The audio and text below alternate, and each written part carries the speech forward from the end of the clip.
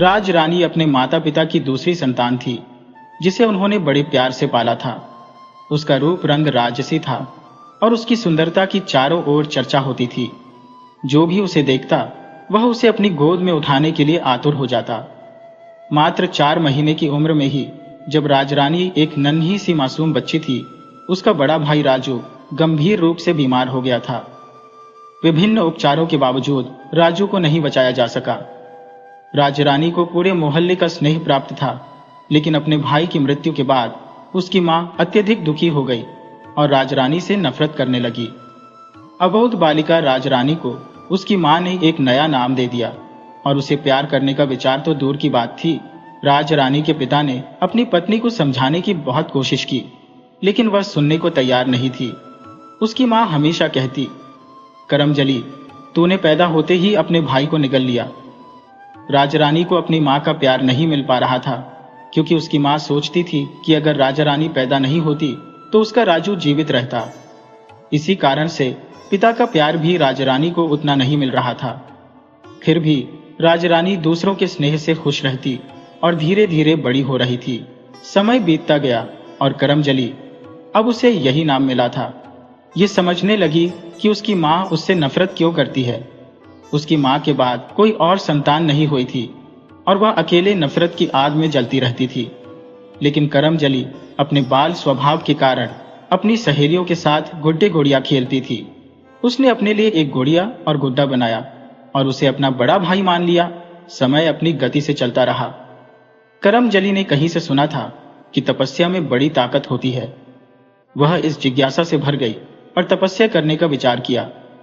वह अपने घर से कुछ दूरी पर एक वट वृक्ष के नीचे पद्मासन में बैठकर भगवान शंकर की आराधना करने लगी। ओम नमः शिवाय का जाप करते हुए उसने अपनी तपस्या शुरू की। शुरुआत में लोगों ने उसे पागल कहा और बहुत परेशानी उठाई, लेकिन उसकी आस्था में कोई कमी नहीं आई। धीरे धीरे लोगों ने उसकी तपस्या की सराहना करनी शुरू की और गांव वालों ने वहां एक तंबू लगवा दिया ताकि वह बिना किसी बाधा के अपनी तपस्या जारी रख सके। कुछ समय बाद करमजली के तपस्वी स्थान पर लोगों ने पूजा अर्चना शुरू कर दी। वहां भेंट चढ़ावा भी आने लगा। लोगों ने करमजली को वहां से हटाने की बहुत कोशिश की, लेकिन वह अपने उद्देश्य से डिगी नहीं। उसकी तपस्या निरंतर चलती रही। इस दौरान एक दिन, एक सप्ताह और फिर 1 माह भी बीत गए। धीरे धीरे उसकी तपस्या को 6 महीने पूरे हो गए। उसका तपस्वी रूप दिन ब दिन निखरता जा रहा था। यह खबर गांव से अन्य गांवों में फैल गई और दूर दूर तक पहुंच गई। करमजली की तपस्या को भंग करने के लिए भी अनेक उपाय किए गए, मगर कोई परिणाम नहीं निकला। अंततः सभी ने हार मान ली। एक दिन भगवान शंकर ने उसे दर्शन दिए और कहा, बेटी, तुम्हारी तपस्या पूर्ण हुई है, जो मांगना है सो मांग लो। करमजली ने भगवान शंकर से कहा, प्रभु, यदि आप मुझे कुछ देना ही चाहते हैं तो आज से तीसरे दिन प्रातः 11:30 बजे आए। शंकर भगवान अंतर ध्यान हो गए। करमजली अपनी तपस्या की सफलता पर अत्यधिक प्रसन्न थी। अब वह सोचने लगी, क्या सच में शंकर भगवान आएंगे? यदि आएंगे तो मैं उनसे क्या मांगू? क्या वे मेरी मांग पूरी करेंगे या नहीं? करमजली बहुत बड़ी दुविधा में थी। अगले क्षण उसे अपने बचपन की वे धुंधली यादें ताजा हो गईं, जो उसने इतने दुख और नफरत में बिताई थी। उसने बिना विलंब किए पूरे गांव में इस बात की जानकारी दे दी और सभी को 11 बजे आने के लिए कहा। करमजली की बातों पर सभी ने विश्वास किया, सिवाय उसकी अपनी मां के। करमजली की मां ने अपनी ही बेटी पर विश्वास नहीं किया। अच्छी बात यह थी कि उसका पिता गांव वालों के साथ ही बेटी के साथ भी था। उसने अपनी पत्नी को समझाया, देखो, हमारी करमजली ने जो तपस्या की है वह किसी से छुपी नहीं है। करमजली के पिता ने अपनी पत्नी को अच्छे से समझाया, लेकिन उसकी मां के सामने उसकी कुछ नहीं चली। अंततः करमजली की मां भी बहुत समझाने पर मान गई और आने के लिए तैयार हो गई, परंतु करमजली अपने आप को संतुष्ट नहीं कर पा रही थी। शंकर जी ने ब्राह्मण का रूप धारण किया और ब्राह्मण बनकर आए। उन्होंने करमजली से उसकी चिंता का कारण जानना चाहा। शंकर जी ने ब्राह्मण के वेश में आकर करमजली से पूछा, हे तपस्विनी बेटी, तुम्हें किसकी चिंता है? करमजली ने अपनी सारी बातें ब्राह्मण देवता को बता दी। तब ब्राह्मण बने शंकर जी ने करमजली को विश्वास दिलाया, बेटी, देवलोकवासी कभी झूठे वादे नहीं करते, ब्राह्मण की बातों से करमजली का विश्वास बढ़ गया। उसने अपनी तपस्या स्थली पर एकत्रित हुए चढ़ावे के पैसों से एक सुंदर मंच बनवाया। मंच के चारों ओर खुशबूदार फूलों से सजावट की। सजावट इतनी सुंदर थी कि शंकर जी स्वयं चकित हो जाए। आज करमजली बहुत खुश थी। अब तक के जीवन में वह इतनी प्रसन्न कभी नहीं हुई थी। उसने एक बहुत सुंदर वस्त्र पहना हुआ था, जिसमें वह किसी से कम नहीं लग रही थी। नियत समय पर सभी लोग आ गए। सभी ने अपनी अपनी जगह सुनिश्चित कर ली और बैठकर आगे की कार्रवाई की प्रतीक्षा करने लगे। ठीक 11:30 बजे आकाशवाणी हुई। बेटी, मैं आ गया हूं। शंकर जी द्वारा कराई गई आकाशवाणी तो सबने सुनी, मगर शंकर जी दिख रहे थे केवल करमजली को ही। तभी भीड़ में से एक बुजुर्ग व्यक्ति करमजली के पास आए और बोले, बेटी, जब से तुमने ये बताया था कि 3 दिन बाद 11:30 बजे शंकर जी आएंगे, मैं तो तभी से इस उम्मीद में था कि चलो हमें भी भगवान शंकर के दर्शन हो जाएंगे। ये सुनकर करमजली ने शंकर जी की ओर आशा भरी नजरों से देखा। भोलेनाथ तो ठहरे सर्वज्ञ, वे समझ गए और नजरों से ही आश्वस्त कर दिया। करमजली ने आश्वस्त होकर बाबा से कहा कि बाबा आप बैठिए, भोलेनाथ सभी को दर्शन देंगे। अभी वे मेरी बात सुनेंगे, उसके बाद सबके सामने इस मंच पर आएंगे। इतना सुनकर सभी शांति से बैठ गए। शंकर जी ने करमजली से कहा, बेटी, अब तुम बताओ तुम्हें क्या परेशानी है? करमजली ने कहा, आपको मैं करमजली लगती हूं क्या? भगवान शंकर ने कहा, बिल्कुल भी नहीं बेटी। करमजली कहने लगी, तो सब मुझे करमजली क्यों कहते हैं? क्या ऐसा नाम भी होता है? शंकर जी ने कहा, बेटी, यह मृत्युलोक है। यहां कोई भी नाम चल जाता है। यहां तो कालो, भोलो, मोटो, पतलो सब तरह के नाम होते हैं। तू नाम की छोड़ और काम की बात कर। करमजली अपना गुड्डा भी साथ लाई थी। उसने गुड्डे को अपने पास ही रखा हुआ था और शंकर जी से कहा, मैंने जब से होश संभाला है अपना नाम करमजली सुना है। मेरा नाम करमजली क्यों रखा गया ये तो मेरे बापू ही बता पाएंगे, पर इसके लिए आपको मंच पर विराजमान होना पड़ेगा। शंकर जी ने कहा, ठीक है बेटी, अपने बापू को बुलाओ, मैं मंच पर आ जाता हूं। करमजली के पिता को बुलाया गया और कहा, भोलेनाथ के सवालों के सही सही जवाब देना। जैसे ही करमजली के बापू मंच की तरफ चले, मंच हिलने लगा। देखते ही देखते मंच पर भोलेनाथ विराजमान हो गए। पूरी भीड़ में हलचल मच गई। जय भोलेनाथ की गूंज से पूरा पंडाल गूंज उठा। तब करमजली ने कहा, सुनो, शांत हो जाओ और भोलेनाथ को सुनो। भोलेनाथ ने कहा, तुम ये बताओ, बेटी का नाम तुमने करमजली क्यों रखा है? करमजली के पिता से पूछा गया तो उन्होंने कहा, हे भगवान, मेरी बेटी का असली नाम राजरानी था। राजरानी का एक बड़ा भाई था जो उसके 4 महीने का होते ही उसकी मृत्यु हो गई थी। शंकर जी ने कहा, यह तो मृत्युलोक है। यहां एक दिन सभी को जाना है। किसी ने पहले तो किसी ने बाद में जाना है। रहना कोई नहीं है। गरीब, अमीर, राजा, रंक सभी को मृत्यु प्राप्त होनी है। इस लोक में कोई अमर नहीं है। पर तुम ये बताओ, इस बेटी का भाई मर गया, लेकिन तुमने इसे जीते जी मार दिया। इसे करमजली क्यों कहा गया? करमजली के पिता ने एक एक करके सारी बात भोलेनाथ को बता दी। भोलेनाथ ने उसकी बात सुनकर कहा, इस बेचारे का क्या कसूर था? तब शंकर जी ने अपनी भक्त करमजली से कहा, तुम ये बताओ बेटी, तुम क्या चाहती हो? करमजली ने कहा, हे भगवान, जो मैं मांगूंगी वह पाऊंगी क्या? तो भोलेनाथ बोले, हाँ बेटी, जो मांगोगी वही मिलेगा। तब करमजली ने कहा, प्रभु, मुझे मेरा नाम और मेरा भाई चाहिए। इतना सुनकर शंकर जी ने करमजली से कहा, बेटी, मरे हुए लोग वापस नहीं आते। तो भोलेनाथ ने अपने वचन से क्यों दिया? वह लड़की जिद करने लगी, आपने यह वचन क्यों दिया था? अब भोलेनाथ फंस चुके थे। आखिर में शंकर जी ने करमजली के गुड्डे में जान डाल दी। जान डालते ही भोलेनाथ का करिश्मा हुआ। एक सुंदर नौजवान बनकर खड़ा हो गया जो करमजली से बड़ा दिखाई दे रहा था। करमजली ने अपनी मां को बुलाया और कहा, मां, आओ, भाई से मिलो। करमजली की मां आई और बेटी को गले लगाकर बोली, तू धन्य है मेरी बच्ची, मेरी राज रानी, तूने तो मेरा बुढ़ापा ही संवार दिया। मां बेटी की बातें चल रही थी। इतने में मौका पाकर भोलेनाथ वहां से अंतर्ध्यान हो गए। किसी को कुछ पता नहीं चला।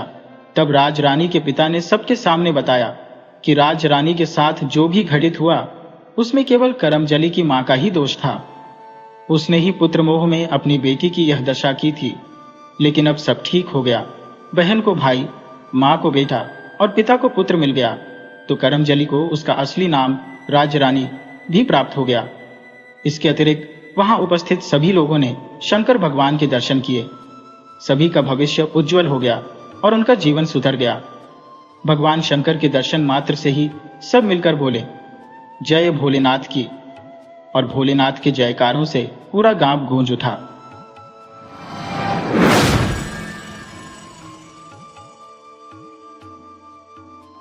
बहुत पहले की बात है। सनातन चौधरी सुंदरगढ़ के पुराने निवासी थे। उनके पूर्वजों ने सुंदरगढ़ की रियासत संभाली थी, परंतु समय के साथ रियासतें विलीन हो गईं। पारिवारिक विभाजन में जमीन भी खंडित हो गई और सनातन बाबू के चाचा और चचेरे भाइयों ने अपनी जमीन बेचकर शहर में बसने का निर्णय लिया। अब वहां केवल सनातन बाबू अपनी पुश्तैनी हवेली में रहते थे, जिसमें लगभग 30 कमरे और 20 एकड़ जमीन थी। सनातन बाबू अविवाहित थे और उनके साथ केवल उनका पुराना नौकर रामदीन था। दिन भर मालिक और नौकर एक दूसरे के साथ बातें करते रहते थे।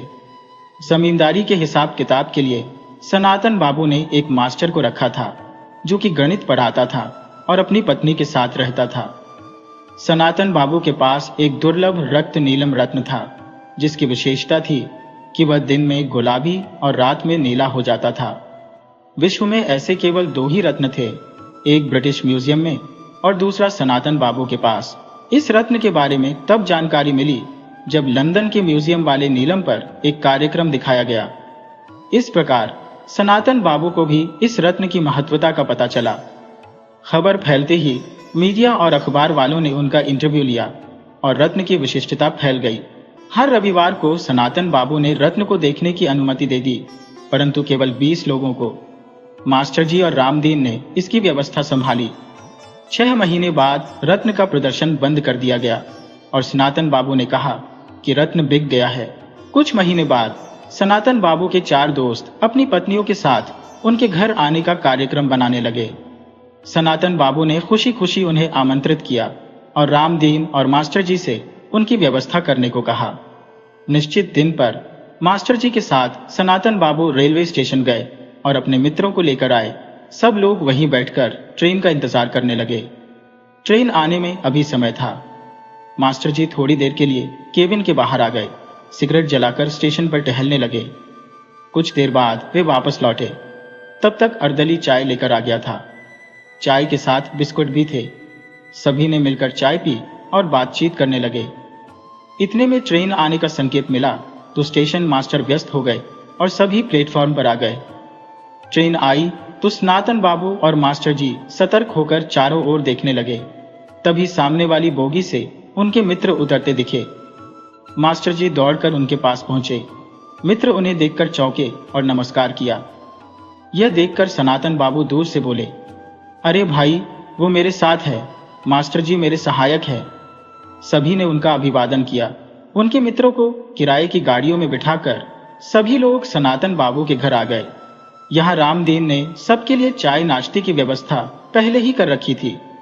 सभी को बैठाकर गाड़ियों से सामान निकालकर रामदीन उनके कमरे में रखने लगा।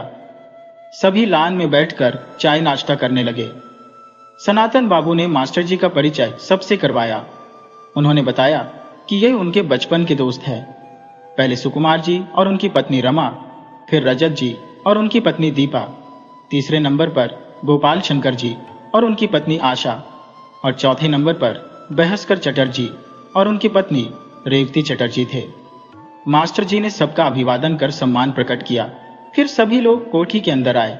यहाँ उन्होंने रामदीन से मेहमानों की सभी इंतजाम की जानकारी ली। थोड़ी देर बाद सभी अंदर आ गए तो रामदीन और मास्टर जी ने उन्हें उनके कमरों तक पहुंचाया। अपने अपने कमरों में जाकर सभी ने स्नान किया और ताजगी महसूस की। सनातन बाबू ने पहले ही बता दिया था कि दोपहर का भोजन ठीक 1:30 बजे होगा। सभी ने कमरे में थोड़ा आराम किया और 1:15 बजे एक एक करके डाइनिंग रूम में आ गए। भोजन के बाद 2 बज गए। तभी सुकुमार जी ने प्रस्ताव रखा कि हल्की सर्दियों के दिन है, तो क्यों न सुंदरगढ़ की सैर की जाए। सभी ने सहमति दी, मगर सनातन बाबू बोले, भाई मुझे माफ करो, मुझे दोपहर में सोने की आदत है, मैं नहीं जा पाऊंगा। लेकिन मास्टर जी आपको घुमा लाएंगे। सभी तैयार होकर निकल पड़े। उन्हें लौटते लौटते शाम हो गई। लगभग 5:30 बजे कोठी में वापस आ गए। हल्की सर्दी पड़ने लगी थी, सो रामदीन ने लकड़ी वाली बड़ी सी अंगीठी जलाकर लान में एक छतरी के नीचे सजा दी।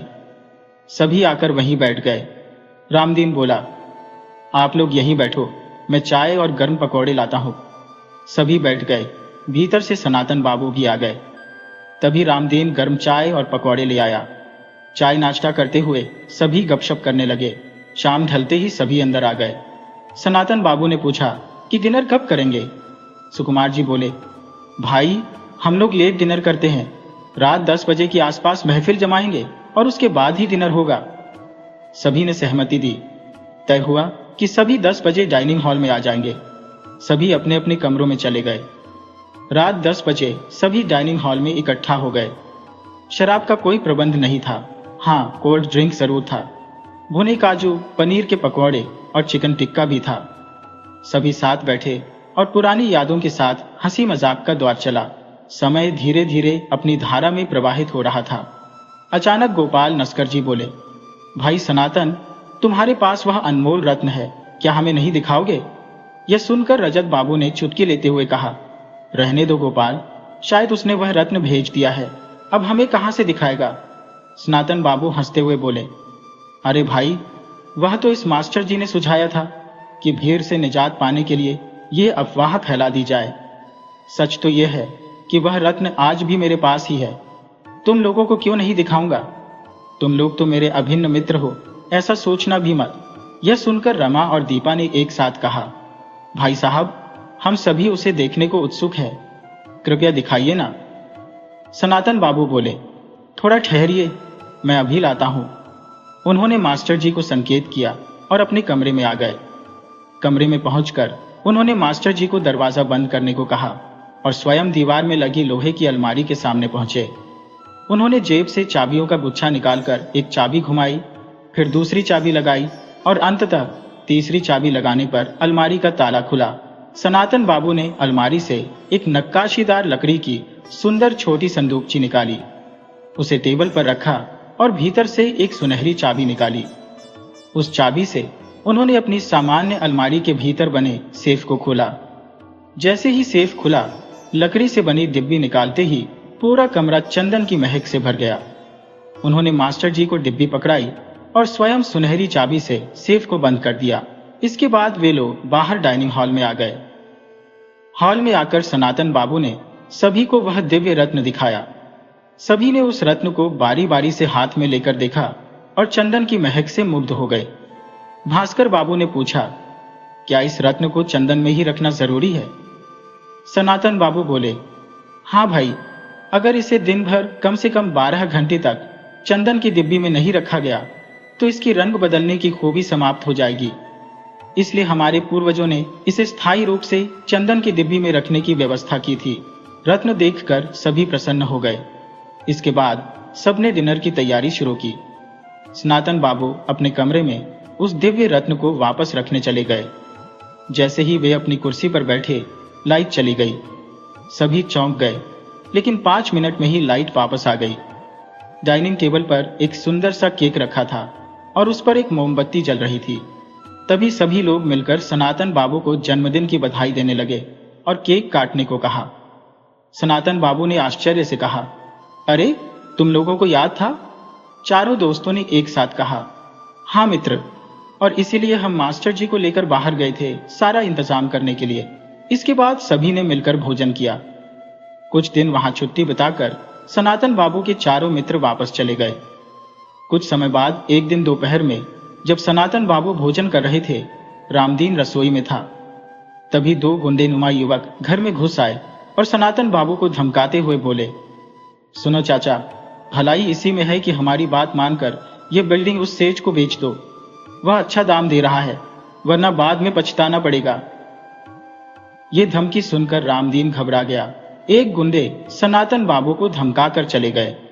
रामदीन ने आकर सनातन बाबू को संभाला सनातन बाबू भोजन छोड़कर खड़े हो गए और अपने कमरे में चले गए।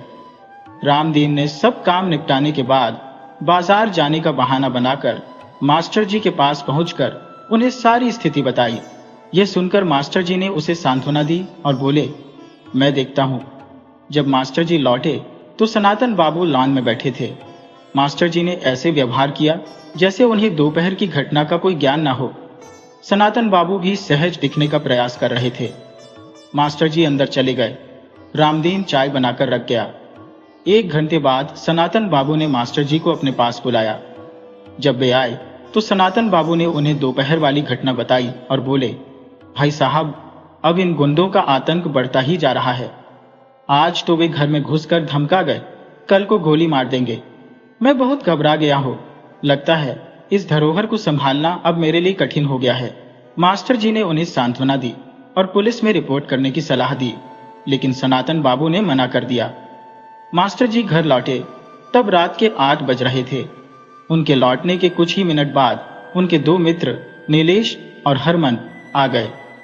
दरअसल आज मास्टर जी के घर पर उन्हें डिनर का निमंत्रण था। वे बैठकर आपस में बातें करने लगे। भीतर मास्टर जी की पत्नी भोजन की तैयारी कर रही थी। रात के 9:30 बजे सनातन बाबू के घर की घंटी बजी। रामदीन ने दरवाजे की बत्ती जलाकर बाहर देखा तो एक रईस दिखने वाला व्यक्ति खड़ा था। सनातन बाबू ने रामदीन को दरवाजा खोलने का संकेत दिया। रामदीन दरवाजा खोलकर उसे बैठक में ले गया। थोड़ी देर में सनातन बाबू आए और उस व्यक्ति का अभिवादन किया। दोनों बैठ गए। सनातन बाबू बोले, तो आप ही हैं सेठ नंदनी? जी बाबूजी, मैंने ही दिन में आपको फोन करके आने को कहा था। सनातन बाबू बोले, देखिए हीरानंद लालू जी, मैं वह नीलम बेचने के मूड में बिल्कुल नहीं हूं। मैंने आपको दिन में ही बता दिया था। आप व्यर्थ में मेरा और अपना समय खराब कर रहे हैं। हीरानंदानी ने मुस्कुराते हुए कहा, बाबूजी, मैं आपको इसके लिए मुंह मांगी कीमत देने को तैयार हूं, बस आप हामी भर दीजिए। सनातन बाबू ने फिर इनकार किया। हीरानंदानी बोला, सोच लीजिए बाबू, मैं आपको 1 करोड़ रुपए दे सकता हूं। सनातन बाबू ने इनकार में सिर हिलाया। वह फिर बोला, 1.5 करोड़? सनातन बाबू ने थोड़ी देर सोचकर फिर मना कर दिया। हीरानंदानी ने कहा, 2.5 करोड़ रुपए? यह सुनकर सनातन बाबू की आंखें फटी रह गईं। सौदा तय हो गया। अगले दिन भुगतान करने का वादा करके हीरानंदानी चला गया। रामदीन ने भी सारी बातें सुनी। अगले दिन सुबह सनातन बाबू ने रामदीन और मास्टर जी को घर बुलाया और उन्हें स्कूल से छुट्टी लेकर आने को कहा। मास्टर जी आ गए। दोपहर 2:30 बजे हीरानंदानी आया। उसने भुगतान किया और नीलम लेकर चला गया। सनातन बाबू ने मास्टर जी को 2.5 करोड़ रुपए गिनने में लगा दिया। मास्टर जी ने रुपए गिनकर सनातन बाबू को दे दिए, जिन्होंने उन्हें अलमारी में रख दिया। मास्टर जी घर लौट गए, जहां उनके दोनों दोस्त भी आ गए थे। मास्टर जी ने आज की डील पर चर्चा की। डील की राशि और नकद भुगतान के बारे में सुनकर दोनों दोस्तों की आंखें फटी रह गईं। अगले दिन मास्टर जी अपने निर्धारित समय पर सनातन बाबू के घर गए। सब कुछ सामान्य था। मास्टर जी अपना काम निपटाकर 8:30 बजे घर लौट आए। सनातन बाबू भी अपने डिनर की तैयारी कर रहे थे। तभी बाहर गेट पर धमाके की आवाज आई। उसे सुनकर रामदीन भागा। वहां उसने 2 लड़कों को मारते हुए देखा, मगर अंधेरे की वजह से पहचान नहीं सका। सनातन बाबू ने मास्टर जी को फोन कर घटना की जानकारी दी। मास्टर जी ने उन्हें पुलिस को सूचित करने का आग्रह किया, लेकिन सनातन बाबू ने रात में ही नहीं, सुबह देखने का निर्णय लिया। रात भर वे विचार मग्न रहे कि यह कृत्य बिल्डर के इशारे पर ही हुआ होगा। अगले दिन सुबह मास्टर जी चाय पी रहे थे जब फोन की घंटी बजी। दूसरी ओर से रामदीन की घबराई आवाज में खबर मिली कि सनातन बाबू को रात में किसी ने गोली मार दी। सुबह जब वे नहीं उठे तो कमरे में देखा गया कि वे खून से लथपथ पड़े थे। मास्टर जी ने रामदीन को किसी भी चीज को छेड़ने से मना किया और तुरंत पुलिस को फोन किया। रामदीन से सनातन बाबू की हत्या की खबर सुनकर मास्टर जी तुरंत उनकी कोठी की ओर दौड़े। कोठी पहुंचते ही उन्होंने सबसे पहले उस कमरे का दरवाजा बंद करवाया जहां हत्या हुई थी। इसके बाद उन्होंने थाने में फोन किया। इंस्पेक्टर शमशेर सिंह, जो उनके परिचित थे, ने फोन उठाया। मास्टर जी ने उन्हें सनातन बाबू की मौत की खबर देकर तुरंत आने को कहा। शमशेर सिंह बोले, कि वे 20 मिनट में पहुंच जाएंगे और तब तक किसी भी चीज को हाथ न लगाया जाए। थोड़ी देर में शमशेर सिंह अपने टीम के साथ पहुंचे। उनके साथ फोटोग्राफर, फॉरेंसिक विशेषज्ञ और फिंगरप्रिंट एक्सपर्ट भी थे। मास्टर जी उन्हें उस कमरे तक ले गए। शमशेर सिंह ने कमरे का दरवाजा बाहर से बंद देखकर मास्टर जी की ओर देखा, जिन्होंने बताया कि छेड़छाड़ से बचाने के लिए दरवाजा बंद किया था। शमशेर सिंह ने अपनी टीम को निर्देश दिए और वे लोग कमरे में चले गए और काम शुरू कर दिया। शमशेर सिंह बाहर आकर मास्टर जी से बातचीत करने लगे। रामदीन सबके लिए चाय लेकर आया। वह अभी तक रो रहा था। शमशेर सिंह ने उसे पास बुलाया और पूछा, तुम्हें अपने मालिक से बहुत लगाव था? रामदीन ने आंसू पोंछते हुए कहा, जी सरकार, बचपन से ही इसी घर में बड़ा हुआ हूं। मालिक को हमेशा से देखता आया हूं। आज उनकी मृतदेह देखकर मेरा दिल टूट गया है। न जाने कौन थे ये हत्यारे जिन्होंने एक बुजुर्ग की हत्या कर दी। मास्टर जी ने रामदीन के कंधे पर हाथ रखकर सांत्वना दी और बोले, जाने वाले तो चले गए, अब हमारे पास सिवाय अफसोस के कुछ नहीं है। फिर भी यदि हम हथियारों को सजा दिला सके तो कम से कम संतोष होगा। शमशेर सिंह ने फिंगरप्रिंट विशेषज्ञ से पूछा, कुछ मिला? विशेषज्ञ ने बताया कि कमरे में 5 लोगों के फिंगरप्रिंट मिले हैं। मास्टर जी ने कहा, 3 फिंगरप्रिंट तो हमारे हैं, यानी सनातन बाबू, मेरे और रामदीन के। बाकी 2 हत्यारों के हो सकते हैं।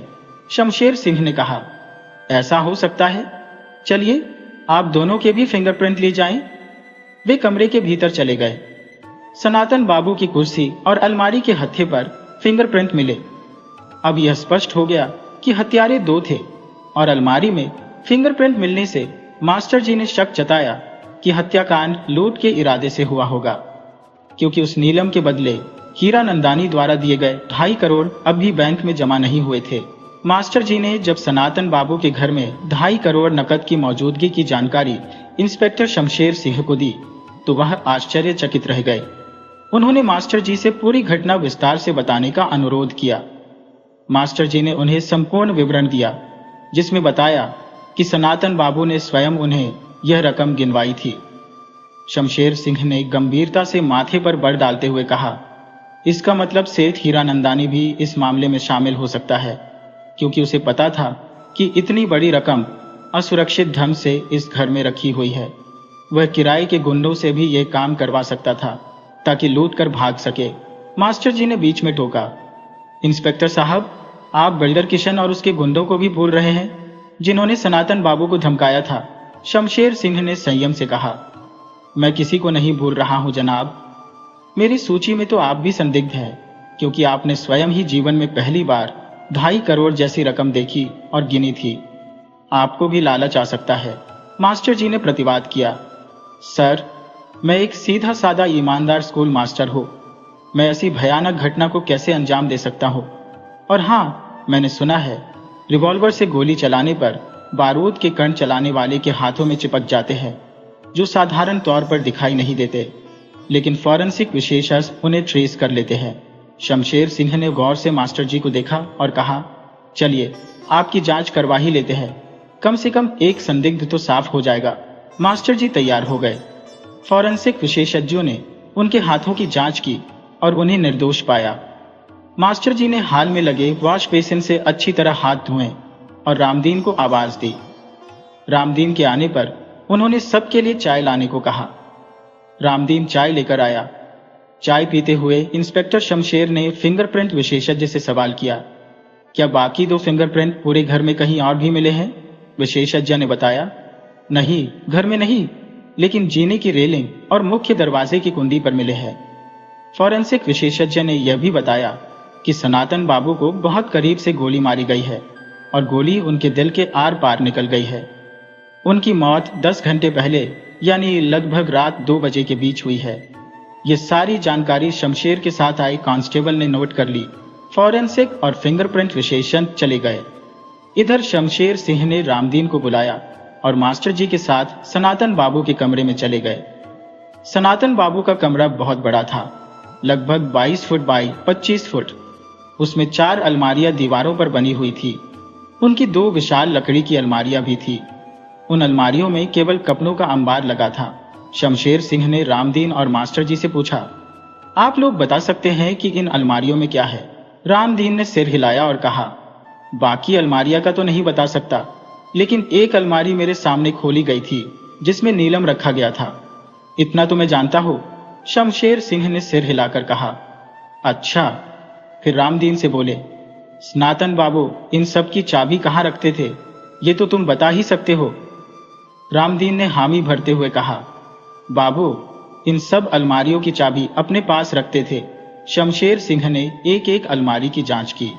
सभी बंद थी, सिवाय एक के जो खुली मिली।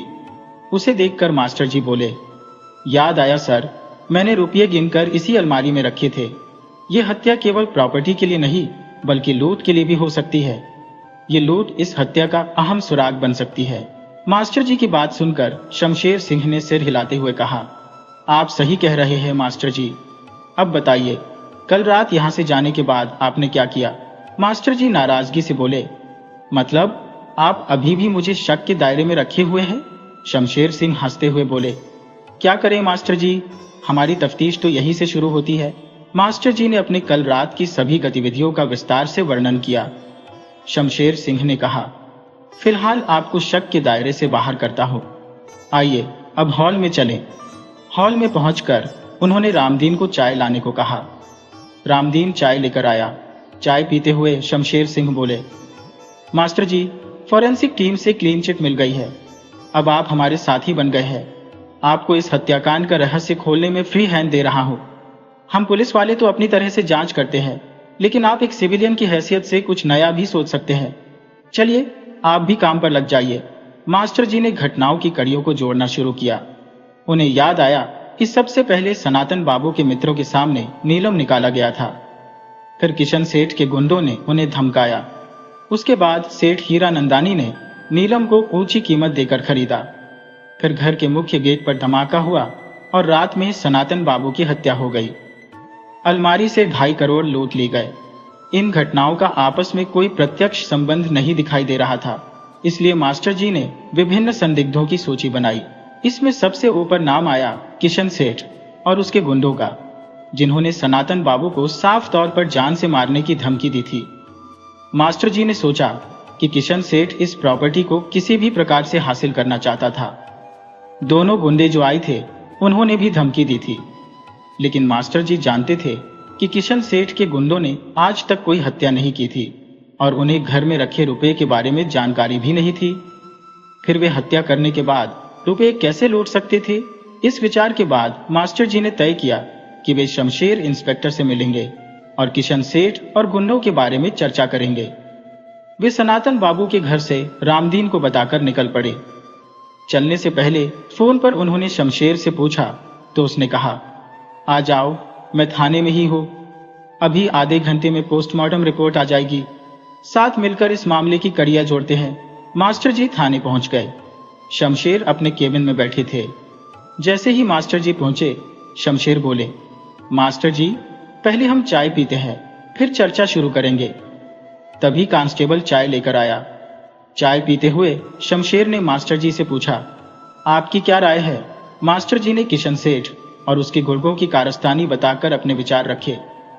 यह सब सुनकर शमशेर बोले, तुमने बिल्कुल सही विश्लेषण किया है, लेकिन यह भी तो हो सकता है कि एक साथ इतनी बड़ी रकम पाकर सनातन बाबू खुद ही अचंभित हो गए हो सकता है उन्हें नींद नहीं आ रही हो और वे रुपये गिनने बैठ गए हो।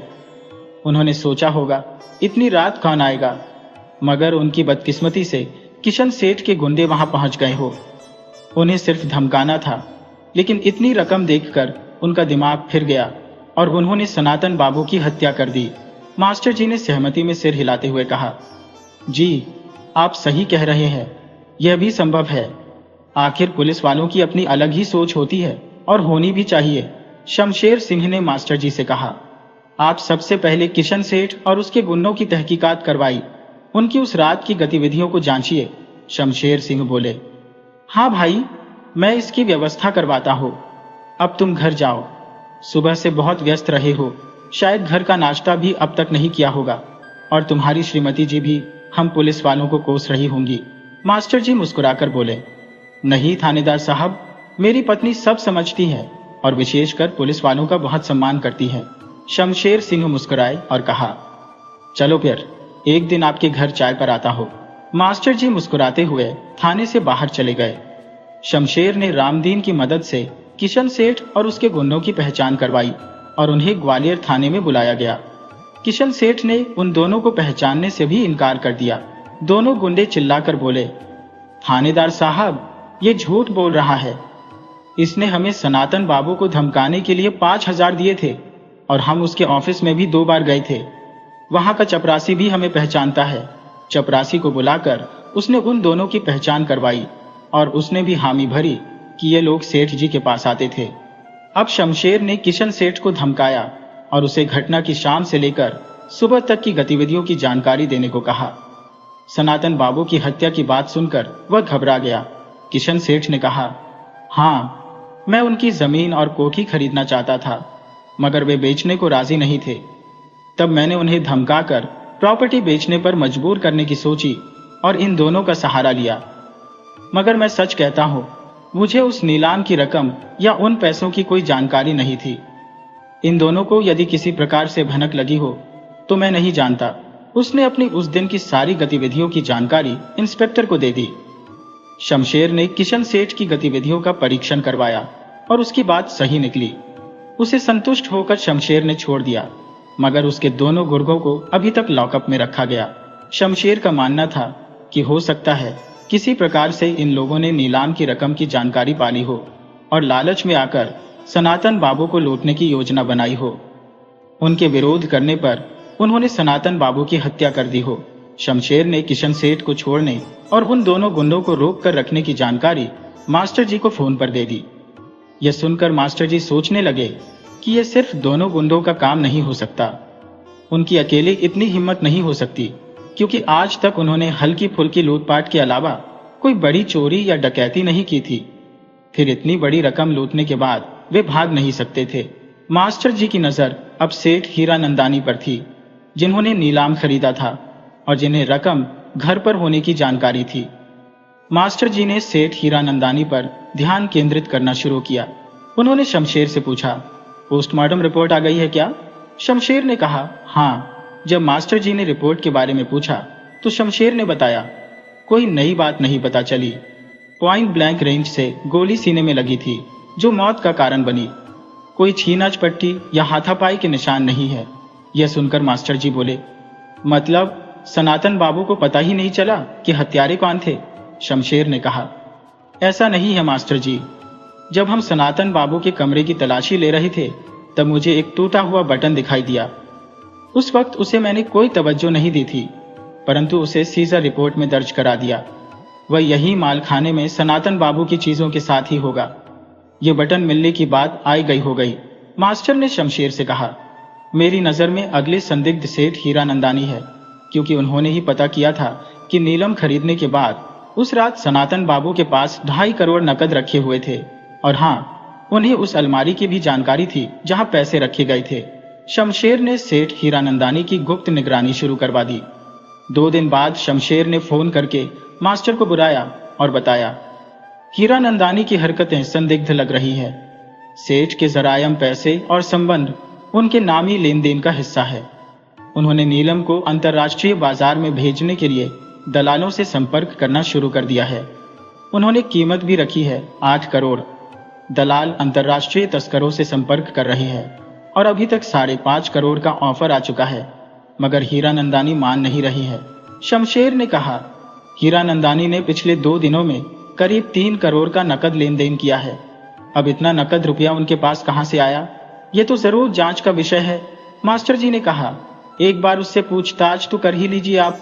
इंस्पेक्टर बोला, इतना आसान नहीं होगा, उसके बड़े बड़े अधिकारियों से संबंध है। मास्टर जी बोले, उसे सीधे न बुलाकर पुलिस या हथकंडों से उठा लो। इंस्पेक्टर हंस दिया और बोला, मास्टर तुम मुझे मरवाओगे।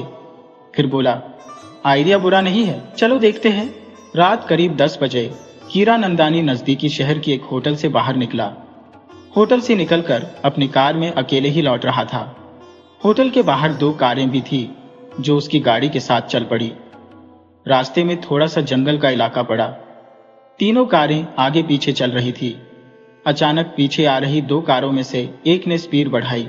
और हीरानंदानी की कार को ओवरटेक करके थोड़ी दूर जाकर रुक गई।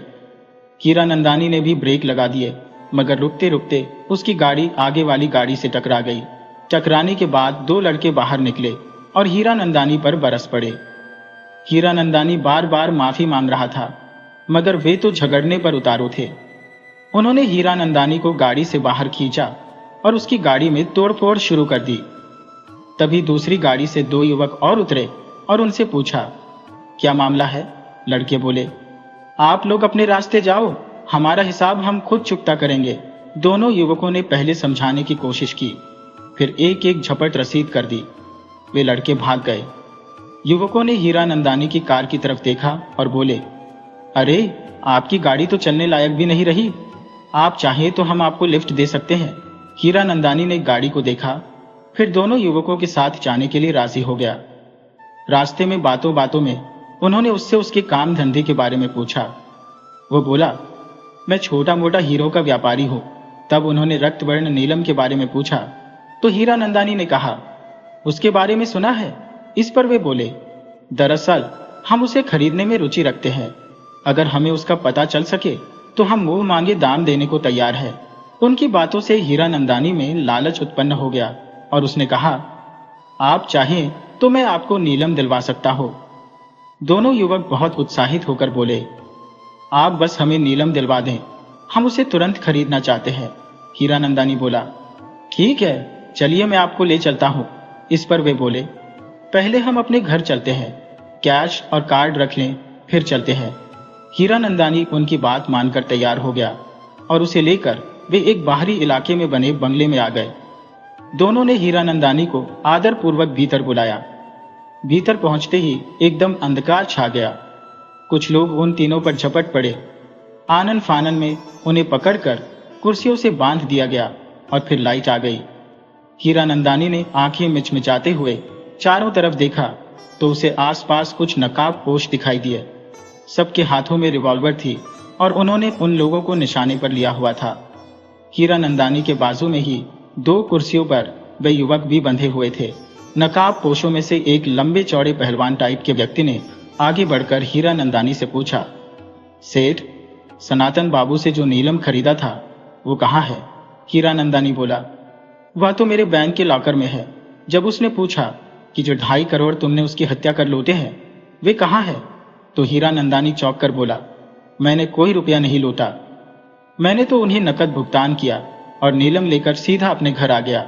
नकाबपोश फिर बोला, और उस रात को ही तुमने प्लान बनाकर अपने गुंडों के साथ वापस आकर रुपए लूट लिए।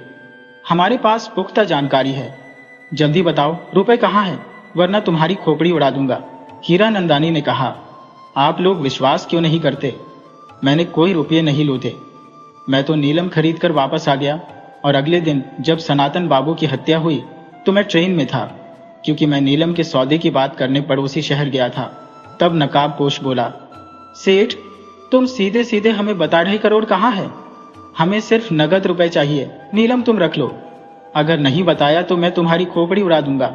हीरानंदानी रोने लगा। पोस्ट आगे बढ़कर उसे समझाने के भाव से बोला, देखो सेठ, हमें सिर्फ रुपयों की जरूरत है, सीधे तौर पर बता दो, वरना अभी के अभी तुम्हारी खोपड़ी उड़ा दूंगा। हीरानंदानी बड़े ही दयनीय स्वर में रोते हुए बोला, भाई साहब, आप चाहे मेरी जान ले लो, मगर जो चीज मैंने ली ही नहीं है उसे मैं कैसे लौटा सकता हूं? हाँ, आप चाहो तो मेरी जान बख्शने के बदले मुझसे वह नीलम ले लो, उसे खरीद कर मेरी तो जान बड़ी बनाई है। नकाबपोश ने दूसरे साथी की ओर देखा। उसने सिर हिलाकर कुछ इशारा किया तो नकाबपोश बोला, आज रात तक का वक्त हम तुम्हें देते हैं सेठ, अच्छी तरह सोच लो, कल सुबह हम फिर दोबारा आएंगे, तब तक हमारे साथ तुम मेहमान बनकर रहोगे। यह सुनकर वे दोनों युवक जिन्होंने हीरानंदानी को लिफ्ट दी थी बोले, भाई, हमने तुम्हारा क्या बिगाड़ा है? हमने तो इस मजबूर सेठ की सहायता की थी, इसलिए उसे लिफ्ट दी थी, अब हमें तो छोड़ दो। नकाबपोश ने अपने साथियों को इशारा किया तो एक नकाबपोश आगे बढ़कर उन्हें खोल दिया। नकाबपोश ने हिदायत दी, चुपचाप अपने कमरे में चले जाओ, कोई हरकत नहीं, वरना गोली सीधे सर पर लगेगी। दोनों युवक चुपचाप वहां से चले गए। कमरे में सिर्फ सेठ रह गया। इधर दूसरे कमरे से आकर नकाबपोशों ने नकाब उतार दिए तो सामने मास्टर और शमशेर और पुलिस के जवान दिखाई दिए। शमशेर ने मास्टर से पूछा, अब क्या कहते हो? मास्टर बोला, जरा पिछले शहर के उस ट्रेन के आने का समय और उस शहर में उस ट्रेन के पहुंचने के समय की सीसीटीवी फुटेज निकलवाई जाए, पता चल जाएगा कि सेठ झूठ बोल रहा है या सच। शमशेर ने फुटेज प्राप्त करने की व्यवस्था कर दी। 3 घंटे में फुटेज प्राप्त हो गई और सेठ की बात सही साबित हुई, मतलब सेठ को भी क्लीन चिट मिल गई। सेठ को 1 घंटे बाद छोड़ दिया गया और मास्टर शमशेर फिर इस हत्या को सुलझाने की तरकीब सोचने लगे। शमशेर ने मास्टर से कहा, मास्टर जी, हमारी नजर में जो संदिग्ध थे, हम तो सबकी जांच कर चुके हैं। लगता है हम कहीं पर चूक कर रहे हैं। मास्टर जी बोले, मैं भी ऐसा ही सोच रहा हूं। चलिए हम थाने चलते हैं और एक एक करके सभी प्राप्त सबूतों का फिर से विश्लेषण करते हैं। दोनों थाने आ गए। शमशेर ने चाय मंगवाई। चाय पीने के बाद शमशेर बोला, मास्टर, सुबह हो गई है, आज इतवार है, आप घर जाकर थोड़ा आराम कर लो, फिर शहर में भोजन करके थाने आ जाना, तब इस बारे में सोचेंगे। मास्टर अपने घर चला गया। उसकी पत्नी भी उसके इंतजार में रात में ठीक से सो नहीं पाई थी, इसलिए वह थोड़ी देर आराम करने चली गई। लगभग 10 बजे उठकर उन्होंने चाय पी और फिर नाश्ता करने बैठी। मास्टर की पत्नी ने गर्मा गर्म पूरी और आलू की सब्जी बनाई थी। नाश्ता करने के बाद मास्टर की नजर सामने वाली दीवार पर टंगी फोटो पर गई। वह लगभग 1 साल पुरानी फोटो थी। उस फोटो में मास्टर और उसके दोनों दोस्त हरमन और नीलेश उसके साथ थे। सबसे आगे हरमन था, उसके पीछे गले में हाथ डाले नीलेश और उसके पीछे मास्टर था। हरमन ने लाल धारीदार शर्ट पहनी हुई थी। उसमें जो बटन थे वे काले रंग के थे, जिन पर गोल्डन धारी बनी हुई थी, जिन्होंने उन बटनों को एक अलग ही आकर्षक लुक दे रखा था।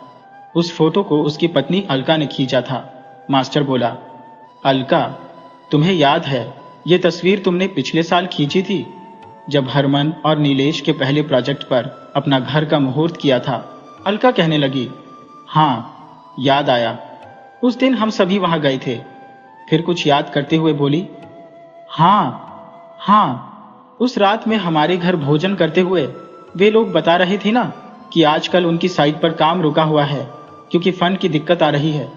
इन्वेस्टर्स मार्केट की मंदी को देखते हुए पीछे हट रहे हैं और उनके पास भी इतनी रकम नहीं है कि वे प्रोजेक्ट को चालू रख सके।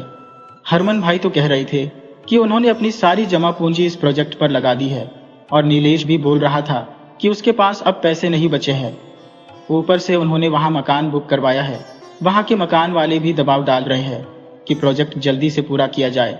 मास्टर को सारी बातें याद आ गई। खैर, नाश्ता खत्म होने के बाद यह टॉपिक भी खत्म हो गया।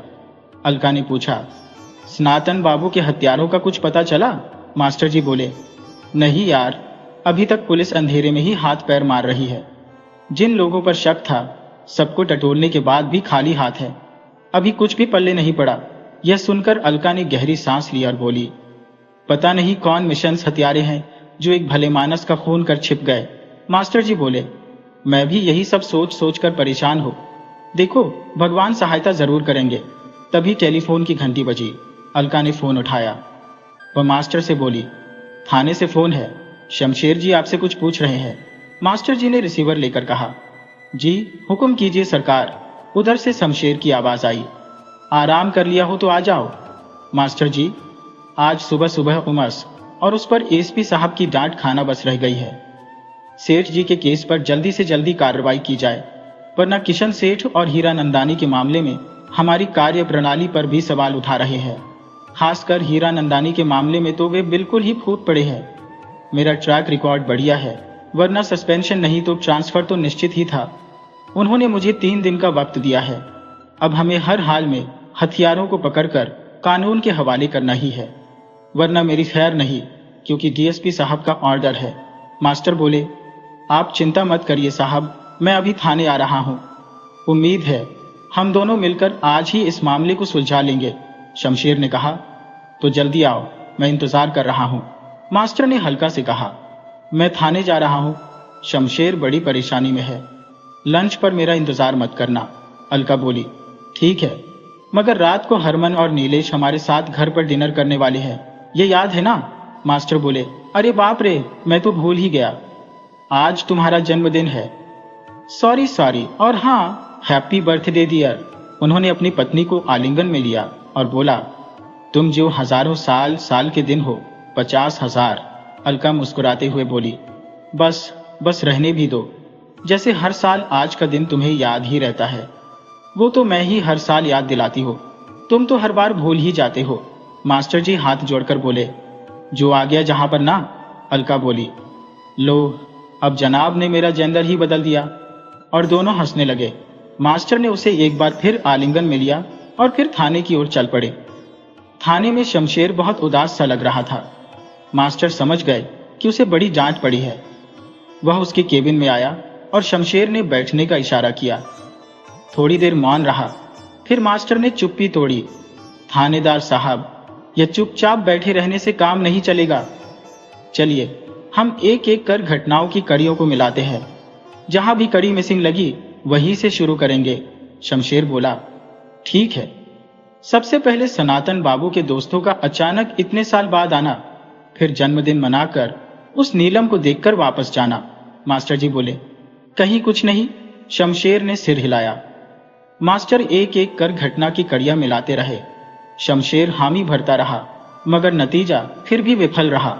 मास्टर बोले, आखिर हमसे चूक कहां हो रही है? हम हर कड़ी परफेक्ट थे। तभी उन्हें याद आया कि किशन सेठ नहीं, जोधा बुंडे अभी भी पुलिस के कब्जे में है। उन्होंने शमशेर से कहा, गुंडों को बुलाओ और हाँ, उन्हें बिल्कुल डराना नहीं, बस मुझे कुछ सवाल करने देना। इंस्पेक्टर कहने लगा, ठीक है। मास्टर बोले, ऐसा करो, एक प्राइवेट गाड़ी में उन दोनों को बिठाओ और सिर्फ हम दोनों उस गाड़ी में रहेंगे। तुम गाड़ी चलाना, मैं उनसे जानकारी लूंगा। शमशेर ने सारी व्यवस्था कर ली। वह उन दोनों गुंडों को लेकर रवाना हो गए और मास्टर के कहने पर शमशेर गाड़ी शहर के बाहर ले चला। बाहर जंगल की ओर गाड़ी मुड़ी तो दोनों गुंडे घबराकर पूछने लगे, साहब, हमें कहां ले जा रहे हो? शमशेर बोला, चुपचाप बैठो, ज्यादा चूं चपड़ की तो यही उड़ा दूंगा। दोनों घबरा गए। उन्हें घबराते देखकर मास्टर बोले, सुनो भाई, थानेदार साहब का दिमाग बहुत ही घूम चुका है सनातन बाबू के मामले में।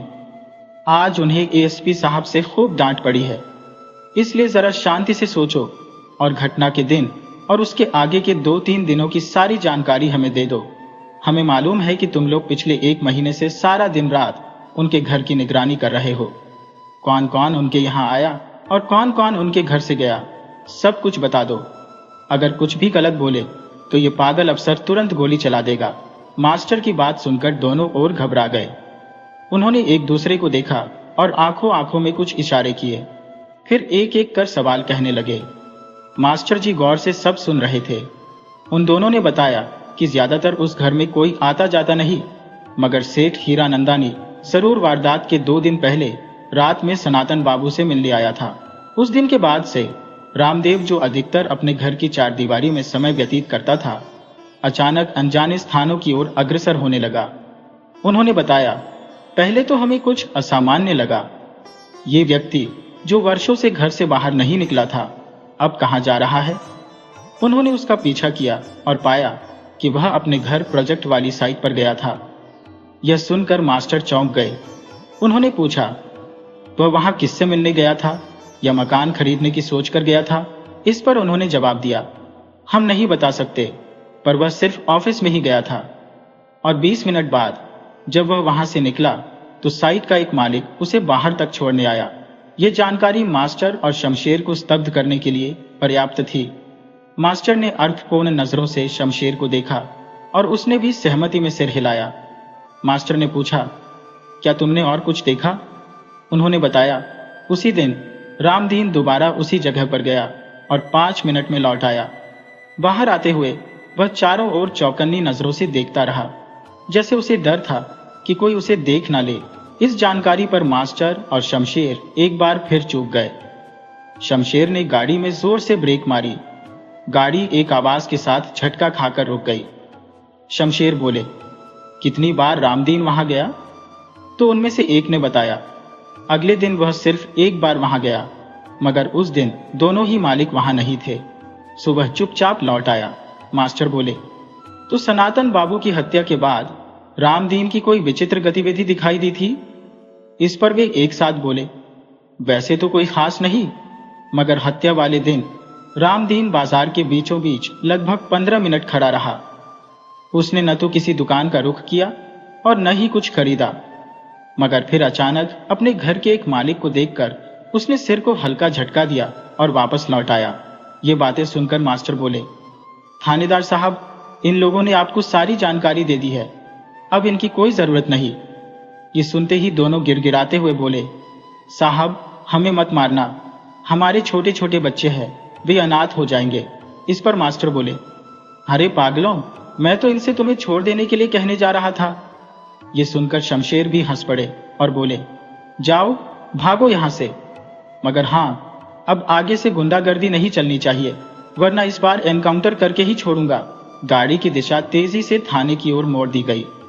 थाने पहुंचकर शमशेर बोले, यार मास्टर, इन लोगों की बातों से तो ये लगता है कि कुछ खिचड़ी पक रही है, मगर हत्या की गुत्थी अब भी नहीं सुलझ रही। अभी हमारे पास रामदीन के खिलाफ कोई पुख्ता सबूत नहीं है और न ही उन बिल्डरों के खिलाफ, इसलिए हम खाली हाथ ही हैं।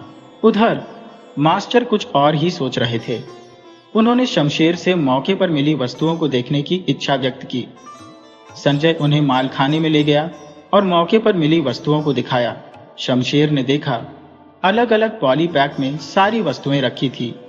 2 बुलेट के खाली खोल, एक बड़ा चमड़े का बैग जिसमें दस्तावेज थे, उस अलमारी की चाबी जिसमें रुपये रखे थे, सनातन बाबू की चप्पल, कांसे का गिलास, एक बढ़िया बोन चाइना की क्वार्टर प्लेट और एक छोटा सा कमीज का बटन। मास्टर ने सारी चीजें बड़ी गौर से देखी, मगर कुछ भी संदिग्ध नहीं पाया। फिर वे लोग शमशेर की केबिन में वापस आ गए। मास्टर बोले, भाई, एक बढ़िया चाय और कुछ हल्का फुल्का नाश्ता मनवा लो। जमशेद ने तुरंत कांस्टेबल को वह सब लाने के लिए कहा। शमशेर चुपचाप इंतजार कर रहा था कि मास्टर कुछ बोलेगा, लेकिन मास्टर ने उन वस्तुओं के बारे में एक शब्द भी नहीं कहा, बल्कि शमशेर से बोले, थानेदार साहब, आज रात मेरे घर डिनर पर आओ, मेरी पत्नी अलका का जन्मदिन है। शमशेर बोले, मास्टर, यह नौकरी पर बने रहना है और तुम डिनर पर बुला रहे हो? मजाक छोड़ो और सोचो क्या करना है। मास्टर बोले, सब भगवान पर छोड़ दो, क्या पता वह किस रूप में तुम्हारी सहायता कर दें। तुम तो टेंशन फ्री होकर रात को डिनर पर आओ, और हाँ, हाथ में फोर्स तैयार रखना, रात में फोर्स को तैयार रखना, शायद भगवान तुम्हारी मदद कर दें। शमशेर बोले, पहले यह मत पूछो और सच बताओ, तुम्हें कोई लीड मिली है क्या? मास्टर बोले, नहीं भाई, मैं तो फिलहाल इस बारे में सोच ही नहीं रहा हूं, बल्कि बीवी को आज क्या उपहार दो ये सोच रहा हूं। वह शमशेर से विदा लेकर चले गए। निकलने से पहले बोले, थानेदार साहब, आते वक्त अपने साथ रामदीन को भी ले आना, मैंने भी उसे निमंत्रण दिया है। शाम को मास्टर के घर पर एक एक करके मेहमान आने लगे। सबसे पहले हरमन और नील आए। हरमन ने आज मास्टर के अनुरोध पर वही शर्ट पहनी थी जिसे वे उन तीनों दोस्तों की फोटो में पहने हुए थे। दरअसल ये शर्ट मास्टर की बहुत फेवरेट थी और खास मौकों पर वह हरमन को यही शर्ट पहनने के लिए कहता था। इसलिए हरमन ने आज भी उनके अनुरोध को स्वीकार करके पहन ली। फिर थोड़ी देर बाद ही शमशेर अपने साथ रामदीन को लेकर आ गए। उनके पीछे एक व्यक्ति और थोड़ा सहमा हुआ सा आया। उसे देखते ही मास्टर बोले, अरे मुश्ताक, आओ भाई, संकोच मत करो, इसे अपना घर समझो। वह थोड़ा सकुचाते हुए भीतर आ गया। उसे आते देखकर सभी ने उसे अपरिचित नजरों से देखा, सिवाय रामदीन के। यह देखकर मास्टर बोले, मैं परिचय करवा दूं, ये मेरा परिचित है, इसका नाम मुश्ताक है, पेशे से ऑटो ड्राइवर है और मेरे खास अनुरोध पर आज इस पार्टी में शामिल हुआ है। शमशेर ने उसे घूर कर देखा तो बेचारा एकदम सहम सा गया। यह देखकर मास्टर बोले, थानेदार साहब, इस वक्त आप कृपया पुलिस या तेवर छोड़कर सामान्य हो जाइए। यह सुनकर सब हंसने लगे। पार्टी शुरू हो गई। चाय नाश्ता के साथ गपशप और उपहार देने का सिलसिला चलने लगा। थोड़ी देर बाद शमशेर की निगाहें मास्टर पर टिक गईं। मास्टर ने हल्के से सिर हिलाकर उसे दिलासा दिया। तभी अलका बोली, चलो, भीतर वाले कमरे में खाने की व्यवस्था की गई है। सब लोग भीतर आ गए। खाना खाकर सब लोग उसी कमरे में बैठ गए। बाहर ठंड का एहसास पड़ने लगा था। अलका ने मास्टर को इशारे से मुख्य द्वार बंद करा दिया और शमशेर से रहा नहीं गया। वह बोले, मास्टर, पार्टी खत्म होने को आई, अब तो बताओ कि हम सबको इस प्रकार इकट्ठा करने की क्या वजह है? क्योंकि मैं जान गया हूं कि आज भाभी जी का जन्मदिन नहीं है, बल्कि अगले महीने है।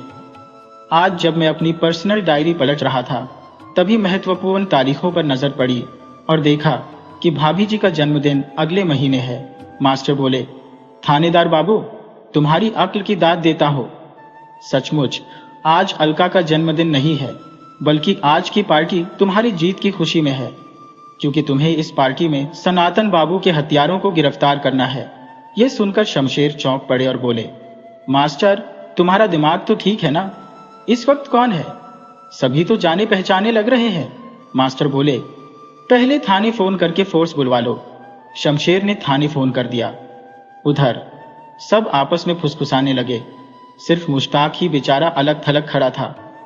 शमशेर अचानक उस पर झपटा, तभी मास्टर ने उसे रोका और कहा, नहीं नहीं, मुश्ताक हत्यारा नहीं है।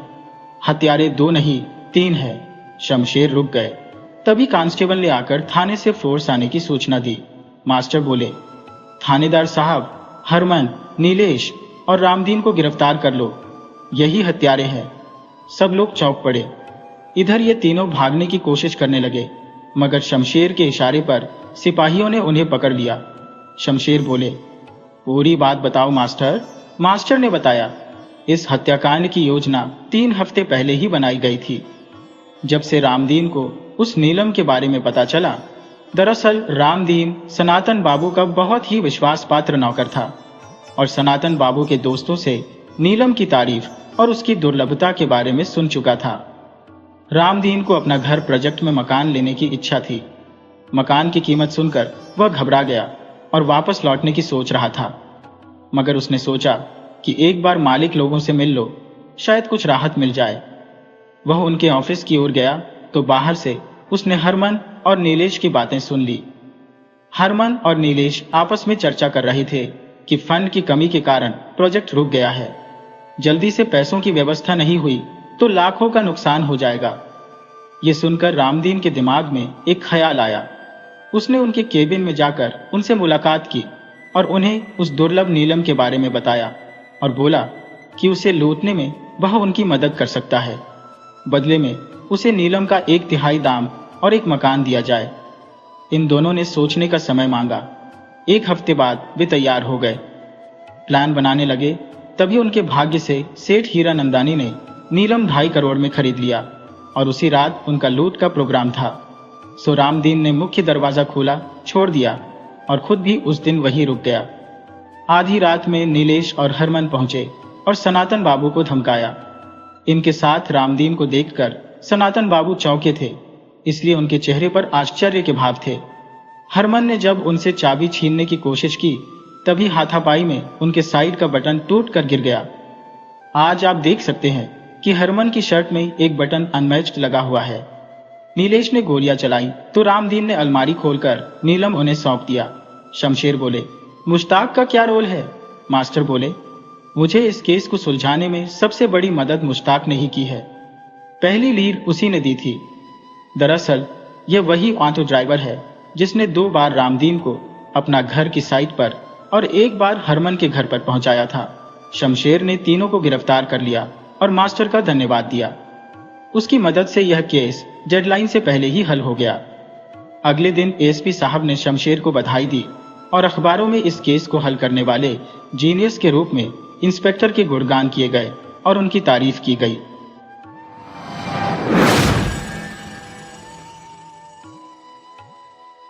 वीडियो अच्छी लगे हो तो इसे लाइक करें और ऐसे ही मज़ेदार कहानियों के लिए चैनल को सब्सक्राइब करें और बेल आइकन दबाएं।